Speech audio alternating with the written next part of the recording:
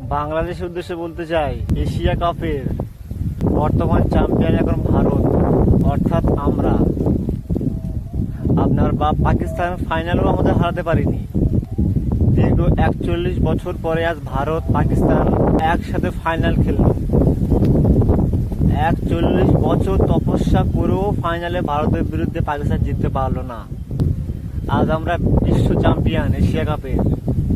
আমরা মনে করলে একসঙ্গে 3টে ম্যাচ খেলতে পারি, ওয়ানডেও খেলতে পারি একই দিনে, টেস্টও খেলতে পারি একই দিনে, টি-20ও খেলতে পারি একই দিনে। আমরা আজ কিং। খালি মুখে বললে হয় না, কাজেও করে দেখাতে হয়। বাংলাদেশ এত লাফাচ্ছ পাকিস্তানকে নিয়ে, আমরা হেরেছি তা কি হয়েছে? আমাদের টার্গেট ছিল পাকিস্তানকে ফাইনালে পৌঁছানো। তো কি হলো, পাকিস্তানকে ফাইনালে পৌঁছে জিততে তো পারলেন না, অথচ হেরে গেলেন, আবার মান সম্মানটাও হারালেন। এতে কি লাভ? এখনো সময় আছে, নিজেকে শুধরে নাও, পরিবর্তন করে নাও।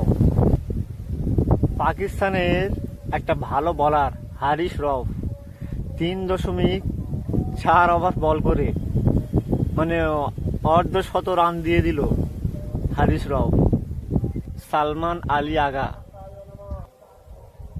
সালমান আগার উদ্দেশ্যে বলতে চাই, তিনিও সেই মানুষের মানুষ যে নিজে কিছু করতে না পেরে অপরকেও উংলি করে। চেকবুকটা ফেলে দিলে কোনো সমস্যা নেই, অথচ ইন্ডিয়া ট্রফি হাতে নেয়নি বলে কষ্ট লাগছে। সালমান আলীর কষ্ট লাগছে। হ্যাঁ, পাকিস্তান তোমরা এখনো আমাদের থেকে কিছু শিখলে না, বুঝলে না। এখনো সময় আছে, কিছু শিখে নাও। ভালো থেকো সবাই।